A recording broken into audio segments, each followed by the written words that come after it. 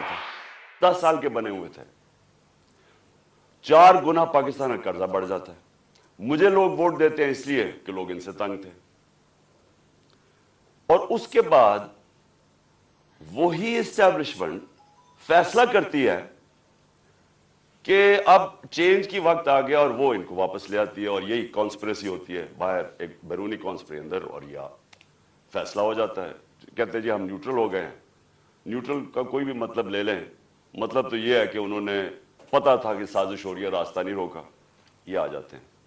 अब होता क्या है, एस्टैब्लिशमेंट को इस मुल्क में आदत पड़ गई थी कि जिधर वो लोगों को धकेलेंगे लोग उधर चले जाएंगे। जब वो चेंजेस लेके आते हैं मिठाइयां बढ़ती हैं। एस्टैब्लिशमेंट को ये आदत थी। उनको एक धचका पड़ा कि इस बारी पाकिस्तानी कौम ने फैसला किया कि नहीं, ये जो 30 साल से मुल्क को चोरी कर रहे हैं हम इनके साथ नहीं जाना चाहते, और इसलिए वो पब्लिक सड़कों पे आ गई। मैंने अवाम से मैं उठा हुआ हूं। मैंने तो कोई मेरी किसी मिलिट्री एस्टैब्लिशमेंट के अंदर मेरी पार्टी तो नहीं बनी थी, जिस तरह नवाज शरीफ बना था या जिस तरह जुल्फिकार अली भुट्टो बना था। मैं तो 22 साल स्ट्रगल करके अवाम से ऊपर आया था, तो मैंने तो अवाम में वापस जाना था। और अवाम ने जिस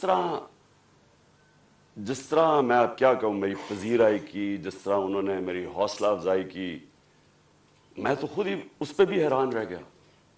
गर्मी की इंतहा, यानी इस बारी अप्रैल और मई दुनिया में कहते हैं कि पाकिस्तान सबसे गर्म मुल्क था, इतनी गर्मी थी, और एक से एक बड़ा जलसा पब्लिक ने आना शुरू हो गया। हमने एक लॉन्ग मार्च अनाउंस की 25 मई को। जब हमने लॉन्ग मार्च अनाउंस की तो इन्होंने 3 लॉन्ग मार्चेस हमारे खिलाफ की। हमने समझा कि आइन और कानून हमें इजाजत देता है, हमने इनको कहीं रोका नहीं था, हमने इनको इजाजत दे दी, तो ये भी हमें आने देंगे। इन्होंने जो तशद्दुद किया, जो लोगों के घरों में 2-2 दिन पहले रातों के 3 बजे जाके इन्होंने जिस तरह का तशद्दुद किया, ना चादर ना चार दीवारी, लोगों को उठा उठा के लोगों को जेलों में डाला। किस वजह से? उसके बाद इन्होंने जब वो पुरअमन एहतजाज हुआ वहां इस्लामाबाद में, उनके ऊपर शेलिंग, फैमिलीज निकली हुई हैं, उनके ऊपर उन्होंने शेलिंग की। और हम हैरान कि क्या इनके लिए जायज है लॉन्ग मार्च और हमारे लिए नहीं है? ऊपर से पहले आप बैरूनी साजिश के तहत आए, फिर सारे चोरों को ऊपर बैठा दें, हम एहतजाज करें तो हमें भेड़ बकरियों की तरह डंडे मारे। तो उसके बाद इन्होंने समझा कि पार्टी बिल्कुल ही खत्म हो जाएगी, मम्मी डैडी पार्टी है, यहाँ तो औरतें बच्चे आते हैं, तो इन्होंने समझा कि खत्म हो जाएगी। और ये समझे नहीं पाकिस्तानी कौम को, क्योंकि बंद कमरों में जब फैसले होते हैं आपको नहीं पता कि ग्राउंड के ऊपर क्या हो रहा होता है। जो इंफॉर्मेशन ये लेते हैं, अगर इनकी इंफॉर्मेशन ये करेक्ट होती तो इस मुल्क में इतने ज्यादा हादसे ना हुए होते। इंफॉर्मेशन किधर से आती है, ग्राउंड का सिचुएशन नहीं पता। जब देख रहे हैं कि पब्लिक निकली हुई है और उन्होंने रिजेक्ट कर दिया इनको, कौम नजर आ रहा है कि इंपोर्टेड गवर्नमेंट को रिजेक्ट कर रही है, बजाय वो साइंस देखने के लिए, जिस तरह भेड़ बकरियों को मार मार के सीधे नहीं करते, वो शुरू हो गया करना। बाय इलेक्शन आया 17 जुलाई को। 17 जुलाई के बाय इलेक्शन में सारी गवर्नमेंट की मशीनरी इस्तेमाल हुई। इलेक्शन कमीशन ने हर किस्म की धांधली की इनके लिए। ईवीएम मशीन उसने इसलिए नहीं आने दी क्योंकि इन दोनों पार्टीज ने जाली वोट्स रजिस्टर करवाई हुई हैं हर हल्के में। नहीं तो कॉमन सेंस है कि सारी टेक्नोलॉजी का इस्तेमाल करें। जो 2015 के अंदर जो जुडिशल कमीशन बैठी थी धांधली पे, उसमें एक चीज वाजे होगी कि अगर आप ईवीएम मशीन ले आए तो 90% धांधली खत्म हो जाती है। इन्होंने जान के नहीं आने दी, इस इलेक्शन कमीशन ने रोका। इन दोनों पार्टीज, इन्होंने मुखालफत की और हैंडलर्स ने मुखालफत की, क्योंकि मैनिपुलेट नहीं हो सकते इलेक्शन। उसके बाद बटन दबाओ तो रिजल्ट आ जाता है। हम हैरान, हम चाह रहे फ्री एंड फेयर इलेक्शन। पहली दफा गवर्नमेंट ने कोशिश की और इन्होंने अपोज किया। उसके बावजूद पीटीआई स्वीप कर जाती है, तहरीक इंसाफ जीत जाती है, सारे दंग रह जाते। फिर भी साइंस नहीं पढ़े कि कौम किधर खड़ी है। اس کے بعد مزید اور پریشر، دھمکیاں، اور اس کے بعد کیا ہوتا ہے کہ ایک چینج ہوتا ہے، ایک ہینڈلر آ جاتا ہے Islamabad, Faisal, general Faisal, major general Faisal, وہ کہہ کے آتا ہے کہ میں اب تمہیں بتاؤں گا کہ میں کیسے ان کو سیدھا کرتا ہوں، اور سختیاں شروع ہو جاتی ہیں۔ جو تحریک انصاف کے لیے میڈیا کور کر رہے ہیں ان کے لیے سختیاں، جو جرنلسٹ تحریک انصاف کو فیور کر رہا ہے ان کے اوپر سختیاں، ہمارے ممبرز کو اپروچ کیا جا رہا ہوتا ہے کہ آپ ہمارے ایم پیز کو، یہ ذرا سنیں، ایم پیز کو ڈرایا دھمکایا جا رہا ہے کہ اس کو چھوڑو عمران خان کو۔ کیا ڈرایا دھمکایا جا رہا ہے کہ ہمارے پاس کرپشن کیسز ہیں، اگر وہ نہیں مل رہا ہے تو ہمارے پاس ویڈیوز ہیں، آپ کی گندی ویڈیوز ہیں، وہ ہم بلیک میل کرنے کے لیے۔ یہ تماشا ہو رہا پاکستان میں کہ ہماری اپنی ایجنسیز اپنی ڈیموکریٹک پروسیس کو چلنے نہیں دے رہی اور یہ استعمال کر رہی ہیں، بجائے ریئلائز کریں کہ آپ نے غلطی کر دی ہے۔ لوگ چور نہیں ایکسیپٹ کر رہے ہیں، اس کے باوجود ایک غلطی کو دہراتے جا رہے ہیں اور فورس کرتے جا رہے ہیں لوگوں کو، دھمکیاں آنی شروع ہو گئی۔ مجھے تب پتا چلا کہ میرے اوپر ایک انہوں نے پلان بنایا، کیونکہ آپ اچھا پھر الیکشن کمیشن کو استعمال کیا جا رہا ہے، کسی طرح عمران خان کو ڈسکوالیفائی کرو۔ فورن فنڈنگ کیس، پتا چلا وہ فورن فنڈنگ ہی نہیں ہے، اس کو ہمیں لٹکایا کہ فورن فنڈنگ میں اب پارٹی جائے گی، پتا چلا وہ پروہیبٹیو فنڈنگ ہے، اس کے اندر پارٹی ڈسکوالیفائی نہیں ہو سکتی۔ ادھر سے چینج کر کے توشہ خانہ آ گئے، توشہ خانہ کا سارا ریکارڈ توشہ خانہ کے اندر پڑا ہے، جو چیز بھی ہے وہ اس کے اندر پڑی ہے، اس میں کوئی گنجائش ہی نہیں ہے چوری کی، اگر آپ ہے تو وہ ایک دم پکڑے جاتی ہے۔ توشہ خانہ کیس چلا گیا، اس میں جی اب توشہ خانہ میں ڈسکوالیفائی کر دیتا ہے، وہ وکیل جا کے اس سے پوچھ رہا ہے کہ کس بیسس پہ ایک الیکشن کمیشن نے ڈسکوالیفائی کر دی، کیوں جی وہ وہاں نواز شریف کا حکم آیا ہوا ہے کہ عمران خان کو ہمیں اکٹھا لیول پلینگ فیلڈ دو۔ وہ آدمی جو اربوں روپیہ اس ملک کا چوری کر کے باہر لے کے جاتا ہے، جو ہدایبہ پیپر ملک، یہ ہدایبہ پیپر ملک سمجھ لیں، اسحاق ڈار نے جج کے سامنے اپنی فری ول سے سٹیٹمنٹ دی ہوئی ہے، جس کو سیکشن 164 کہتے ہیں۔ 164 بیان جو ہے وہ جیل میں نہیں دیا جاتا، وہ آپ جج کے سامنے جا کے کنفیس کرتے ہیں کہ یہ میں نے کیا ہے۔ تو یہ 25 اپریل 2000 میں اسحاق ڈار وہاں بیان دیتا ہے کہ میں شریف خاندان کے لیے پیسے چوری، ان کے چوری کا پیسہ منی لانڈر کرتا ہوں انگلینڈ، وہاں قاضی فیملی کے بینامی اکاؤنٹس کھولے جاتے ہیں، شریف فیملی کا وہاں سے، اور پھر ریمیٹنسز دکھا کے پاکستان آتا ہے اور شریف فیملی کے اندر چلا جاتا ہے، یعنی سیدھی سیدھی چوری۔ ہدایبہ پیپر ملک میں این آر او مل جاتا ہے، ڈسپائٹ کہ وہ اسحاق ڈار کہہ رہا ہے کہ میں کنفیس کر رہا ہے کہ میں منی لانڈرر ہوں شریف خاندان کا، اور ان کو بتا رہا ہے کہ کرپٹ ہے، این آر او مل جاتا ہے۔ وہ نواز شریف جو پھر ایونس فیلڈ اپارٹمنٹ اس کی پینما پیپرز کے اندر پکڑی جاتی ہے، تسلیم کر دیتا ہے ہماری۔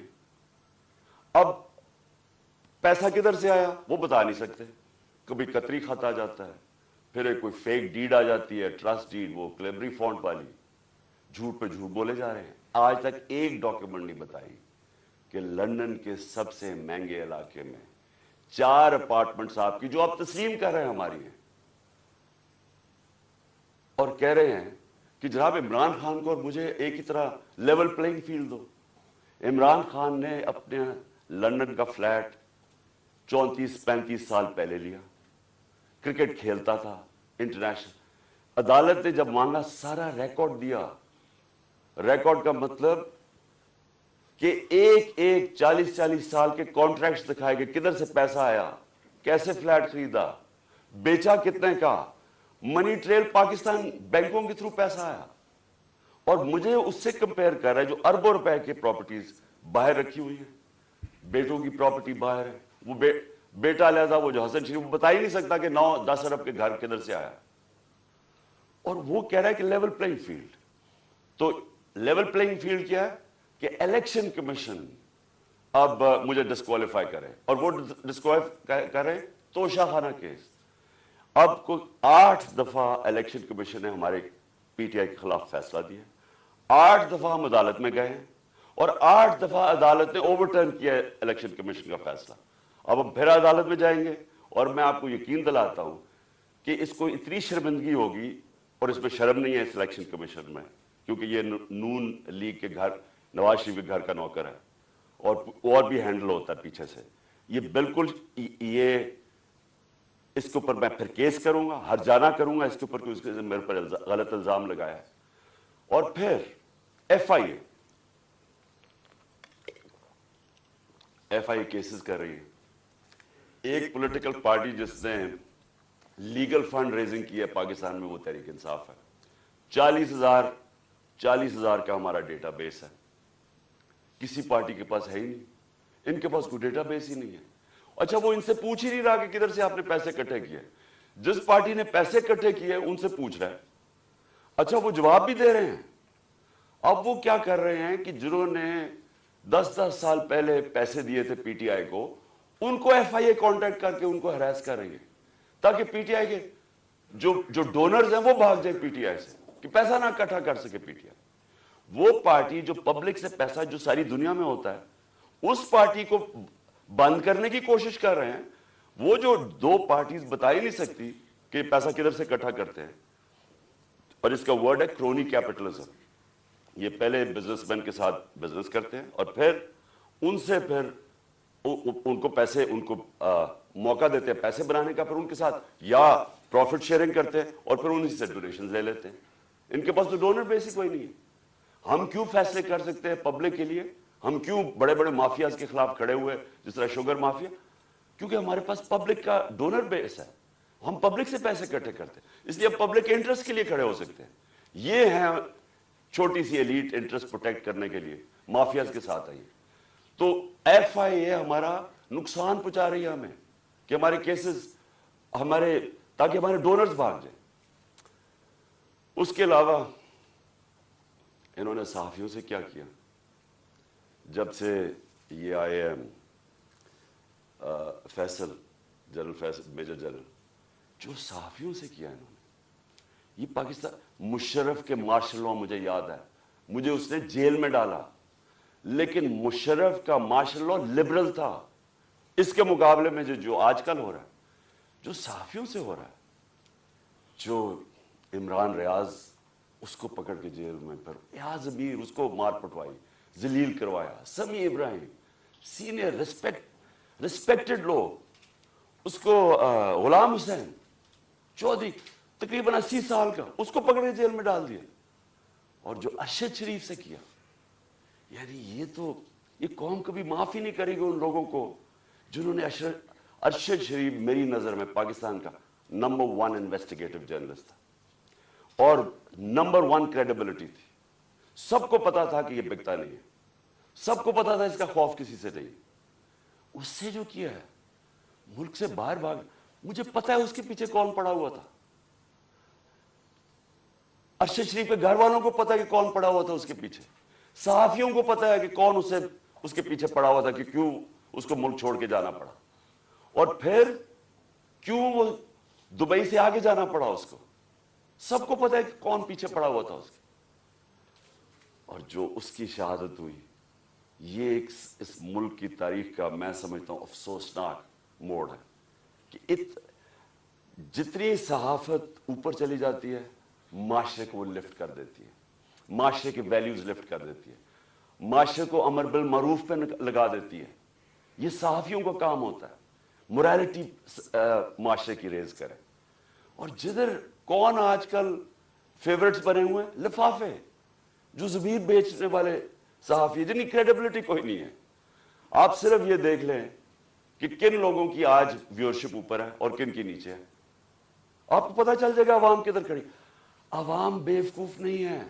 یہ جو عوام آپ کو بار بار میسیجز بتا رہی ہے کہ وہ ایک ابراہیم لنکن کی سینگ ہے کہ you can't fool all the people all the time.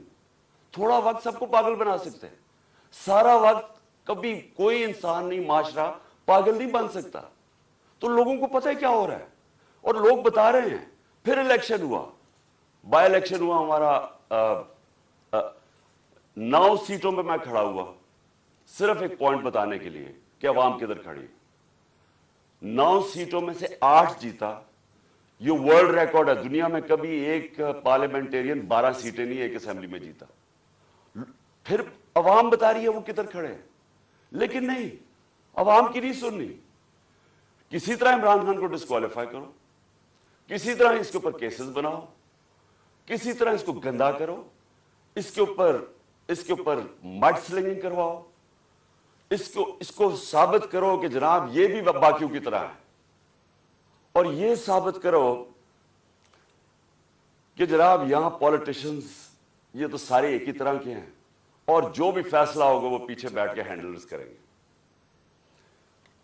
لیکن جب انہوں نے دیکھا جلسے ریکارڈ, میں پتہ نہیں 60-70 کتنے جلسے کر بیٹھا ہوں, میں نے کبھی پاکستانی قوم کو ایسے نہیں نکلتے دیکھا.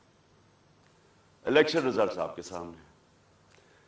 انہوں نے فیصلہ کیا, اور فیصلہ پہلے کیا مجھے مروانے کا. 4 لوگوں نے بند کمرے میں فیصلہ کیا مجھے مروانے کا. میں ٹی وی پہ جا کے لوگوں کو بتایا کہ انہوں نے فیصلہ کیا. میں نے ویڈیو بنائی, 4 لوگوں کے نام میں نے دیے, میں نے ویڈیو باہر رکھی ہوئی ہے کہ اگر مجھے کچھ ہوا یہ ویڈیو ریلیز کریں گے, تاکہ یہ 4 لوگ یہ نہ ہو کہ یہاں ہمیشہ کوئی مر جاتا ہے تو اس کا کوئی پوچھتا نہیں ہے بعد میں. تو میں کہا تاکہ قوم دنیا کو پتا ہو, میرے ملک کو پتا ہو کہ کس نے یہ کیا. اس کے بعد یہ فیصلہ, یہ بند کمروں میں کہ اس کو اب کسی طرح عمران خان کو مارو.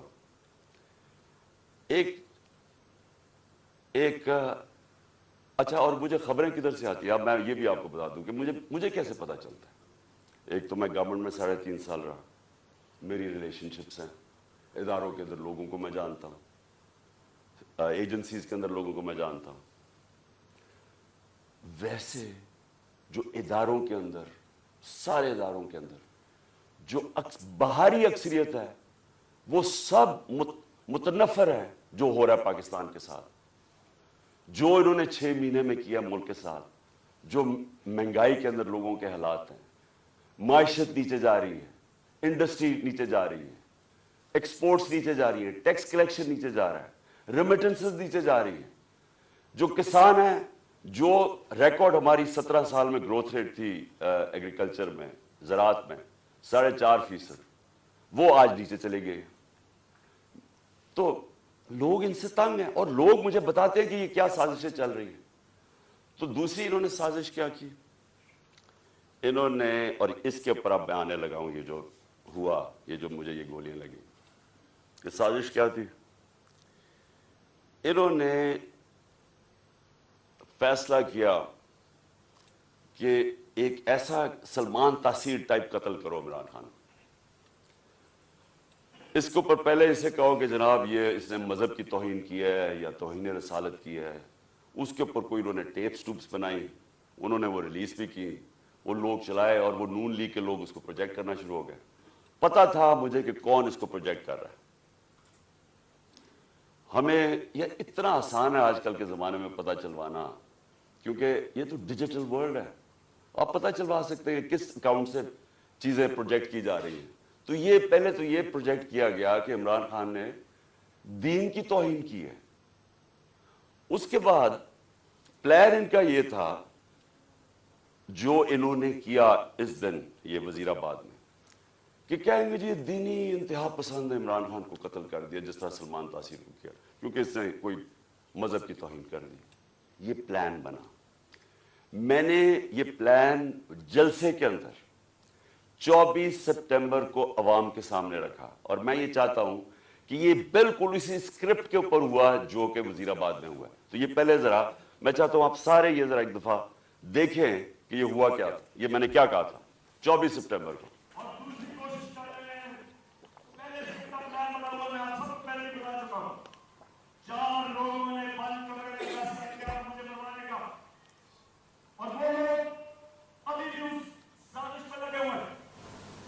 انہوں نے دونوں مریم جو جھوٹ بول رہی تھی, دونوں کے پاس ہے, और जावेदुद्दीन को इन्होंने इनसे प्रेस कॉन्फ्रेंस करवाई और प्रेस कॉन्फ्रेंस करवाई ऐसी के इमरान खान खुदा ना खास्ता उसने मदद की तौहीन किया। और फिर इनकी कोशिश है कि इसकी वजह से अगर कोई भी मेरे ऊपर वारदात हो तो कहेंगे कि मजहबी जुलूमी ने कर दिया, कहेंगे कि कोई दीनी तहफ़्फ़ुज़ ने सुना दिया। ये एक कमरा है, लेकिन मैं आज आप सबको कह रहा हूं, सारे पाकिस्तान में मैं फिर रहा हूं, मुझे अपनी जान से ज्यादा मुझे पाकिस्तान की आजादी की फिक्र है। 24 सितंबर ये जलसे में मैंने कहा, प्लान का मुझे पता चल गया था। और ये जो वजीराबाद हुआ, अब मैं आपको वजीराबाद पे आता हूं कि ये हुआ क्या। इन्होंने लॉन्ग मार्च, हम जलसे करते हुए हमने लॉन्ग मार्च का फैसला किया। लॉन्ग मार्च से डर गए, पब्लिक इन्होंने देख ली थी कि हमारे साथ हैं, और इन्हें पता था कि मैंने अब जो गलतियां की थी पिछली बारी, और मुझे पता चल गया था इनका प्लान है, मैंने अब एक और प्लान बनाया हुआ था। और मैं आज ये अभी एंड में मैं आपको बताऊंगा कि मार्च का करना क्या है। लेकिन मुझे पता था कि जो अवाम ने निकलना है इस बारी, चाहे ये जितनी मर्जी पुलिस बुला लें, चाहे रेंजर्स बुला लें, चाहे टीयर गैस शेल्स तैयारी कर लें, जब अवाम का समुंदर निकलता है, वो कहते हैं no power can stop an idea which time has come. जब एक नजरिए का वक्त आ जाता है, उसको कोई नहीं रोक सकता। तो इनको, मुझे पता था कि इस्लामाबाद में, और इंशाल्लाह ये मैं साबित करूंगा, इतनी पब्लिक ने आना है कि इस मुल्क की तारीख में कभी पब्लिक इतनी निकली नहीं है। और वो ये भी खौफजदा थे, हैं बड़े बुज़दिल। आपको पता है करप्ट लोग, दो किस्म के लोग बड़े बुज़दिल होते हैं, एक जालिम और एक करप्ट। ये हमेशा बुज़दिल होते हैं। करप्ट इसलिए कि उन्होंने पैसा बचाना होता है, क्योंकि उन्होंने चोरी का पैसा बनाया होता है। सारा वक्त डर होता है कि कहीं चोरी का पैसा ना चला जाए, और वो फिर उस पैसे को बचाने के लिए हर इंतहा पे जाते हैं। और दूसरे जो जालिम लोग होते हैं, जालिम हमेशा बुज़दिल होता है, क्योंकि वो डरपोक होता है, वो जुल्म करता है लोगों पे। अब 3 लोगों ने ये प्लान बनाया, और मुझे क्या, अच्छा ये वो 3 लोग नहीं हैं जो 4 लोगों के मैंने नाम पहले बताए थे, जिन्होंने पहले फैसला किया था, जिनके ऊपर मैंने टेप बनाई, ये 3 और हैं। मुझे कैसे पता चला? मुझे फिर अंदर से लोगों ने बताया। एक दिन पहले, वजीराबाद से पहले, इन्होंने जब देखा क्राउड बढ़ते जा रहे हैं, और ऐसे क्राउड्स के कभी पाकिस्तान में नजर नहीं आए जीटी रोड के ऊपर, इन्होंने प्लान बनाया मुझे मारने का। और यही स्क्रिप्ट, दीनी इंतहा पसंद कुछ करेगा, इमरान खान तो बड़ा दीन के खिलाफ है, इससे तो इस्लाम दुश्मनी कोई नहीं है, ये तो ये प्लान बन गया। और 3 लोगों ने बनाया। सबसे पहले राना सनाउल्लाह। राना सनाउल्लाह ने क्यों बनाया? क्योंकि राना सनाउल्लाह एक कातिल है। राना सनाउल्लाह और शहबाज शरीफ ने जब मॉडल टाउन में वो 12 लोगों को कत्ल किया था और 70 लोगों को गोलियां लगी थी, सबके सामने नहते लोगों के ऊपर गोलियां चलाई थी मॉडल टाउन। वो क्यों चलाई थी? क्योंकि तायरुल कादरी ने 1 साल पहले पीपल्स पार्टी की गवर्नमेंट के अंदर लॉन्ग मार्च की थी, और ये डरे हुए थे आते साथ ही, क्योंकि उसने कहा मैं फिर करूंगा नून लीग की गवर्नमेंट में, ये डरे हुए थे। इन्होंने वो जो जुल्म किया वहां मॉडल टाउन में, ये दोनों शहबाज शरीफ और राना सनाउल्लाह, और ये क्या कहना चाहते थे? ये पैगाम देना चाहते थे, खौफ तारी करना चाहते थे कि कहीं वो इस्लामाबाद ना आ जाए, वो पब्लिक ना निकला है।